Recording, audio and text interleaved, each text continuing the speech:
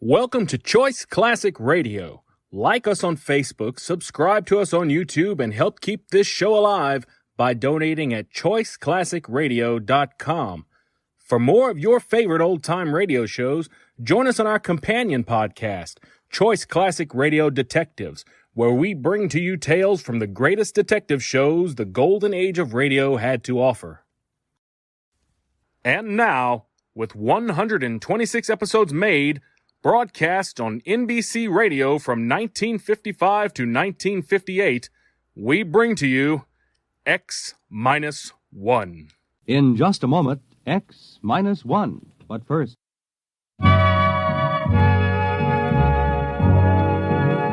You are listening to the distinctive style of Claude Thornhill, one of today's top musicians and band leaders. It's popular music with all the beauty of a classical symphony.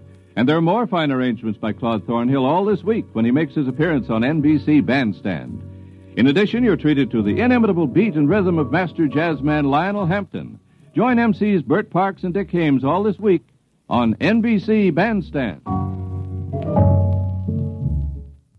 And now stay tuned for X-1 on NBC. Countdown for blast off. X-5, 4, 3, 2, X-1, fire.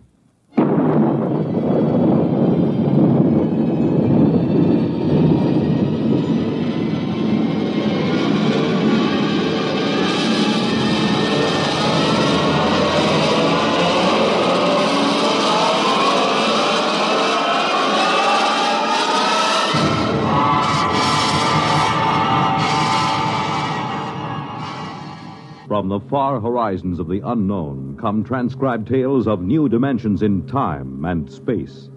These are stories of the future, adventures in which you'll live in a million, could be years, on 1,000 maybe worlds.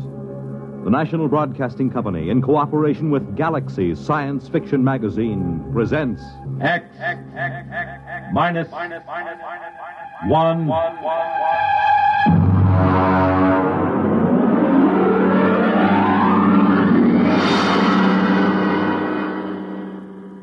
Tonight's story, The Snowball Effect, by Catherine McLean.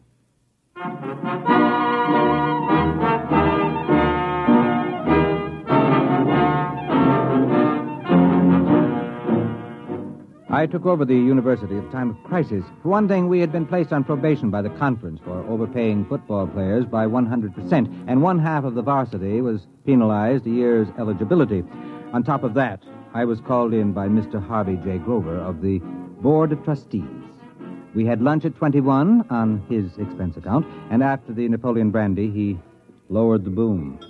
Dr. Holloway, the university is in crisis. I know, Mr. Grover, I know, but I'm assured that our scouts have turned up several likely zinc miners in Colorado. You can assure the board that we'll have a line to reckon with next season. I'm not talking about football. There are other things at the university, I'm told. Well, of course. Holloway, as president of the university, you've taken on a grave responsibility. I know. I don't mind telling you the board has been gravely concerned. The number one problem facing us is academic freedom. It is? You're darn tooting. We want every academic department free from debt, running in the black. Is that clear? Academic freedom, huh? I see. Any faculty that can't support itself by grants, bequests, corporation or government contracts is out. All of them? Down to the last assistant instructor. Look, Holloway, I'll put this to you straight. Most of the board was against hiring you. They had a bright young plant manager from General Products they said could show a profit from a candy store in the Mojave Desert. But I stood up for you. Why, thank you, sir. I told him the president of the university has got to be at least a high school graduate or it doesn't look good. You know, you did graduate from high school, didn't you? Oh, yes. And college, too. I got my master's at Harvard and my doctorate at... Never mind. Let's not go too far. Have you got this straight now? Oh, yes. I've got to make a profit on the candy store. I mean, the university. That's right. Oh, and Holloway... Yes? How many zinc miners did you say we dug up?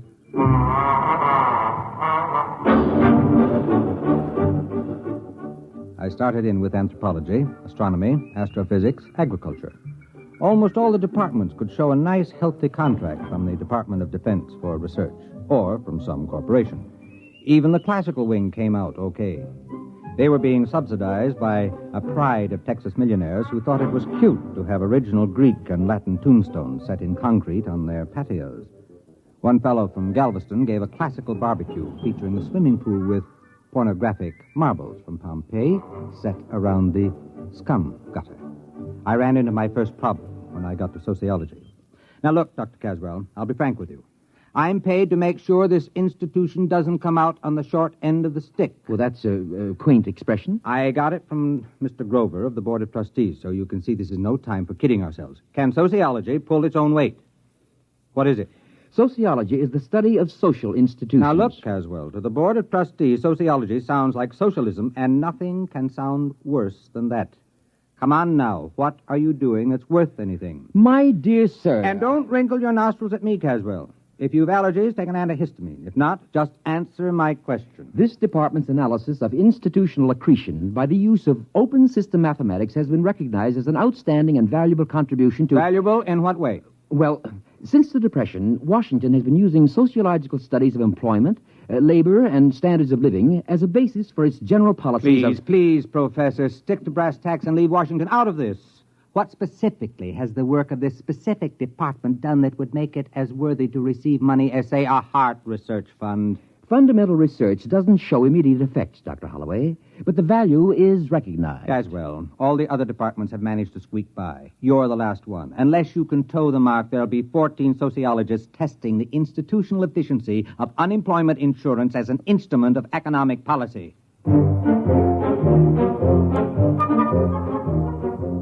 Caswell knew I had him. Unless he could show me how his department could scratch a buck together, I'd have to expunge his name from the catalog and have him drummed out of the faculty club. I'll hand it to him, though. He glared from behind his pince-nez, and sliding into his lecture manner, he started his calm. Institutions, organizations, that is, have certain tendencies built into the way they happen to have been organized, which cause them to expand or contract without reference to the needs they were founded to serve. I have developed a form of socio-mathematics to plot these factors, and by comparing formulae...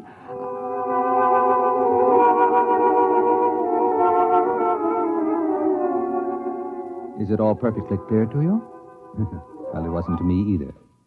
I grasped the idea that he could tell whether an organization would get bigger or smaller and why. And so I asked him for proof. Well, I could give you a demonstration. How quickly? 6 months. All right, let's see.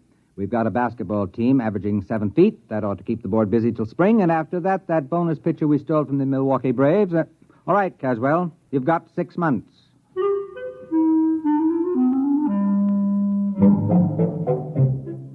I forgot about Caswell and the sociology department for a couple of days while I went back to convincing semi-literate millionaires that they might as well leave a couple of millions to the university rather than have the federal snap it up in inheritance taxes.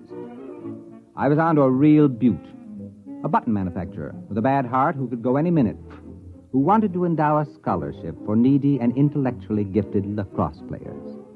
When Caswell came back to see me, we had lunch at the student cafeteria on my expense account. And he explained. Ever hear of feedback effects? Is it something to do with reducing overweight co-eds? No, it's a mathematical term. You might call it the snowball effect. You mean like rolling a snowball downhill? That's right. It grows. Now, here's the mathematical symbol. That spiral? That's the formula for the general growth process. Do you understand the equation? Why, no. It accounts for all sorts of institutional growth. The Roman Empire, Alexander, the Masons, the spread of tobacco, anything. You see, when the snowball becomes too heavy for the cohesion strength of snow, it breaks apart. Now, we've decided to run the test on an organization and make it grow according to the formula. I see. You're going to use some club or lodge or something as a guinea pig. If you could follow the equation, you'd see I've built a pattern of a cogent reason for the ins to drag in new members from the outs, and an urgent factor to prevent anyone from resigning. That's this Greek symbol here. Kappa for compulsion.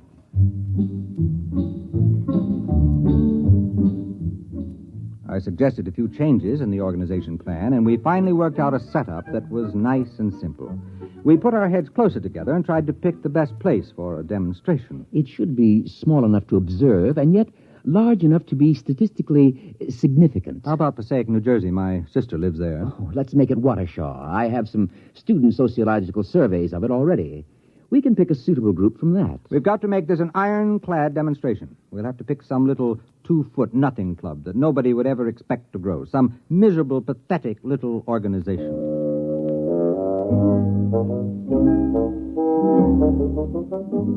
We found the perfect test guinea pig. The Watershaw Wednesday night sewing circle. Caswell and I drove over next Thursday night to a meeting.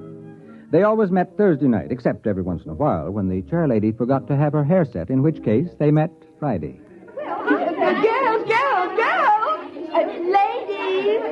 Girls, we have business to conduct, girls. Helen, please. The regular meeting is now called to order. Bernice? Just a minute, dear. Will the secretary... Bernice? You're out of order, dear. It's not a regular meeting. But of course it is. It's Thursday, isn't it? I distinctly remember when we had that special meeting on Tuesday for Toby's baby shower. We adjourned sine or die when she started to have pains. Oh, my goodness, it was false labor. That certainly doesn't count. But this meeting is just a continuation of the other one. Oh. Now, how do you feel, Toby? Fine. A little out of breath. Did you try a little dry toast just before climbing the stairs? But Bernice... My doctor said to breathe deeply through my nose and to have Henry tie my shoes for me. Well, I'd like to see Alfred tie anything for me. It's 3 years since I dared get a dress that zipped up the back. Madam Chairman, I rise to a point of order. Well, my goodness, Helen, you don't have to be a martyr about it.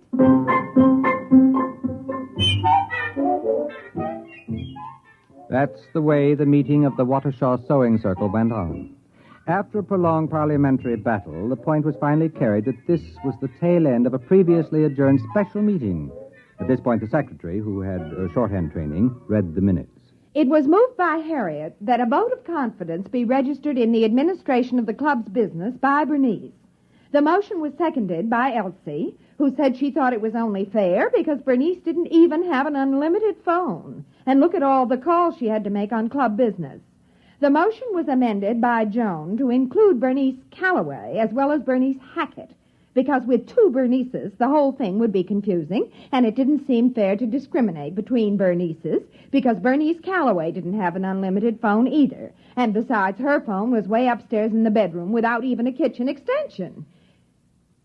The motion was defeated because of the lack of a quorum.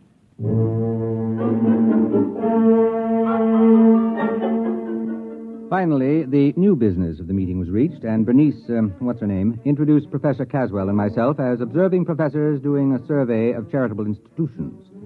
After the business meeting, brownies, sponge cake, and apricot peekaboo cookies were served with coffee. Caswell and I drew the unlimited Bernice aside. You see, Mrs. Hackett, I've been making a few notes on a slightly modified constitution and bylaws for your organization. You have? You see, it all depends on having a competent and capable lady in charge. Oh, yes. Yes, Frankly, I see. Frankly, this plan would be dangerous unless there was a woman of great character elected to the post of chairlady. Well, of course. You see, there are several ways of, influencing an election. That's why it's important that only the right people fully understand this. Oh, you're right. Absolutely. Why, the organization was just floundering before the last election. Now, can I see those plans, Professor? They sound like they're just what we need. Naturally, she was hooked. As Caswell buttered her up, her eyes began to gleam, and she studied the simple little bylaws and constitution the professor had drawn up, nodding happily as the classic beauty of the scheme struck home. The meeting broke up when, after 4 brownies and a wedge of butterscotch cashew angel food surprise, Toby started to have real labor pains. We found out later it was a 9.5-pound boy. Caswell and I left the meeting and stopped for a pizza and beer to get the taste of the apricot peekaboo cookies out of our mouths. Well, there you are, Dr. Holloway. They adopted our bylaws with only 1 dissenting vote. I don't like that secretary. She's a spoiler, always suspicious. My first wife was like that. Don't worry, she hasn't got a chance. That Bernice woman has clear sailing under my equations. It's rigged to favor an aggressive extrovert over the paranoidal personality. You're sure it'll work now? I'd stake my academic reputation on it. You have. Don't worry, Dr. Holloway. We've given that sewing circle more growth drives than the Roman Empire.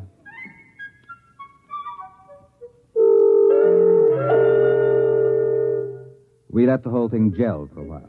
About 4 months later, I shook loose from my schedule and dropped over to see Caswell. He looked up from a student paper on the correlation of Bermuda shorts seen at Madison Avenue and 46th Street to the swing towards Democratic candidates in the Corn Belt. Good morning, Dr. Holloway. Good morning. Caswell, I just wanted you to know we hadn't forgotten you. Now, about that sewing club business, I'm beginning to feel the suspense. Could I get an advance report on how it's coming? Well, I haven't been following it that closely. We're supposed to let it run the full 6 months and then check. But I'm curious. Could I get in touch with that woman? What's her name? Bernice something? Bernice Hackett. Would it change the results if we checked it now? Not in the slightest. If you want to graph the membership rise, it should be going up in a long curve, probably doubling ever so often. Well, if it's not rising, you're fired, you know. If it's not rising, you won't have to fire me. I'll burn my books and shoot myself. I went back to my office and put in a call to Watershaw. Mrs. Hackett wasn't in. The maid informed me she was at the meeting. That sounded better. If the sewing circle was meeting on a Saturday, then maybe Caswell had a chance. But she wasn't going to a sewing circle meeting. There was another organization, the Civic Welfare League. I hung up the phone and thought about poor Caswell. If the sewing circle had really gone up the flue, he was on his way up with it. I decided to go over to Watershaw and check to give the poor old goat the benefit of the doubt. The meeting of the Welfare League was in the Knights of Columbus building, a tremendous pile used for dozens of club meetings at a time. There was some kind of political rally going on in the main hall. Streets were jammed, and I figured I was going to have a tough time finding the little back room where the Civic Welfare League was meeting. I figured they must be in a pretty bad way trying to hold a meeting in competition with a brawl like the one in the main room. Right this way, look, sir. Miss, I'm looking for a small meeting. Well, It's here you the, are. Membership application, song sheet, bylaws, and pledge. No, you don't understand. I don't Well, want that's to. all right. You can keep it. It's a new membership kit. Everyone's supposed to have it. We've just printed up 6,000 copies to make sure there'll be enough for this meeting. No, you don't understand, Miss. I'm looking for the meeting of the Civic Welfare League. Well, this is it. No, I mean the one with Mrs. Hackett. Bernice Hackett. Do you know her? Well, there she is up on the speaker's platform. And now, after the ushers have passed among you with membership blanks, it is time to rededicate ourselves to the principles we stand for. With a bright and glowing future, the best people in the best planned town in the country, the jewel of the United States. All we need is more members. Now get out there and recruit! Recruit! Recruit!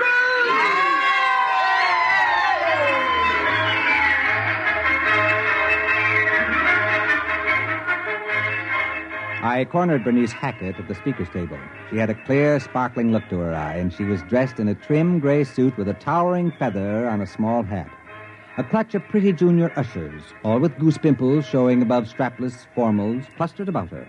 I managed to get to see her in the back room while the mayor was addressing the meeting. Well, hello there. It's a pleasure to see you. What happened to the sewing circle? Oh, it's just a little change, that's all. Helen, dear. Yes, B.H. Send those wires out to the senator in Washington. You can tell him we want his support on the slum clearance or else. Check. Now, let's see, where were we? Oh, yes. We started growing by amalgamating with other small charity groups. Worked much more efficiently that way. Bernice, we're running out of membership blanks. Call the printer. He's got instructions to keep the type standing. Check. Naturally, we had to change our name each time, but we've still got the same constitution and bylaws, the ones you professors worked out for us. Then you've been growing. Oh, dear, yes. Bernice, what do we do about the town board of aldermen? I explained to them they can't get in at a group rate. Each one will have to join separately. Check. Oh, yes, Professor. We're growing and growing and growing.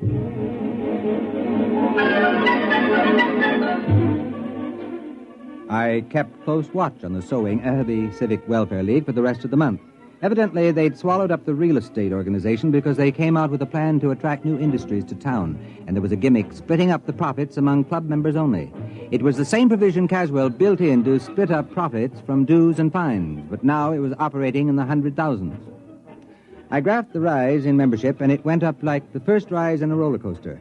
I went over to Caswell's office to tell him the good news. Naturally, I knew the equations would work. Well, don't be so calm about it. With a demonstration like this, I can get all kinds of grants and funds for the sociology department. You'll think it's snowing money. Well, naturally, I expected this. I haven't been following the test at all, but I was quite confident. I don't mind admitting I wasn't. Well, that organization sure blew up. Now, Let's see the formula for stopping it. Oh, I didn't complicate the organization with negatives. I wanted it to grow. It falls apart naturally when it stops growing for more than 2 months. You remember we built into it the idea that the members know what happens if the membership stops growing. Why, if I tried to stop it now, they'd cut my throat. Yeah, they sure were enthusiastic at that meeting. No, we'll just let it play out to the end of its tether and die of old age. And when will that be? Well, it can't grow past the female population of the town. There are only so many women in Waukesha, and some of them don't like sewing. Sewing? Caswell. What's the matter? Are you sick? You haven't been following the experiment? Why, no. I told you I haven't even thought about it since we started. Well, they wanted to expand, and they weren't going to let sewing stand in their way. They went from general charity to social welfare schemes to something that's pretty close to an incorporated government. They're now filing an application to change their name to the Civic Property Pool and Social Dividend Membership Combine. Well, very interesting. I hadn't thought of that. Fascinating. Dr. Caswell, tell me, where does the formula say it will stop? Oh, I shouldn't worry. It stops when you run out of people to join it. After all, there are only so many people in Waukesha. It's a pretty small town. Yes, it is. Doctor, they've opened a branch office in New York.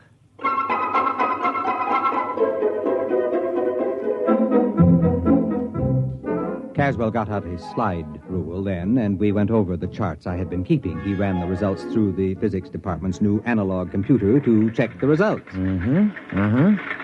Yes, it checks. Well, now, allowing a certain lag of contagion from one nation to another, language and cultural barriers, it will reach total world population in 12 years. About 1 week after that, various isolated pockets, Australian Bushmen, Tibetans, African Pygmies, will all be members. You mean only 12 years? Give or take a week, 12 years. The whole world? Well, there is something to be said for a worldwide government. Many people are definitely in favor of it. But under Bernice Hackett, the whole world? Oh, you asked me for a demonstration. The equation works. But what happens when the whole world is organized and there are no new members? Well, 2 months after the organization stops growing, it collapses. It's built in the formula. Yes, but what happens then? Oh. Well, I haven't the faintest idea. I haven't carried the equations that far. Look, Caswell, whatever happens, I don't want anyone to ever pin this on me. From now on, if anyone asks me, I never heard of Waukesha. Well, that was 12 years ago. I think Caswell and I are about the only men on Earth who don't hold membership cards in the United Terrestrial Civic Welfare and International Property Pool. Bernice Hackett, Global Administrator. It's a race against time now. There hasn't been a new member in a week and a half, and Bernice is anxiously awaiting news from the first Mars Expeditionary Fleet. And as she says, if only they find life there. We need new members, desperately. You have just heard X-1, presented by the National Broadcasting Company in cooperation with Galaxy Science Fiction Magazine, which this month features The Stars, My Destination, the first installment of a 4-part serial by Alfred Bester, a brilliant novel on teleportation in the world of the future. Galaxy Magazine, on your newsstand today. Tonight, by transcription, X-1 has brought you The Snowball Effect, a story from the pages of Galaxy written by Catherine McLean and adapted for radio by Ernest Kenoy. Featured in the cast were Ted Osborne, Wendell Holmes, Warren Parker, Audrey Blum, Mary Patton, Patsy O'Shea, and Peggy Allenby. Your announcer, Fred Collins. X-1 was directed by Daniel Sutter and is an NBC Radio Network production.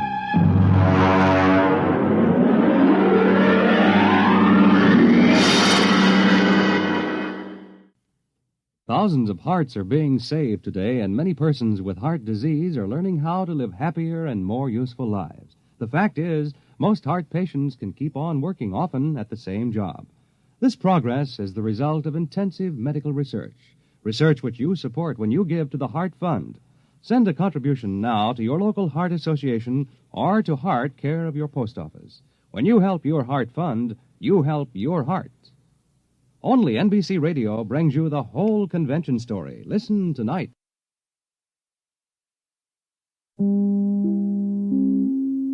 That concludes today's episode. We'd like to thank you and remind you to donate at choiceclassicradio.com. Remember, your donations make episodes like this possible.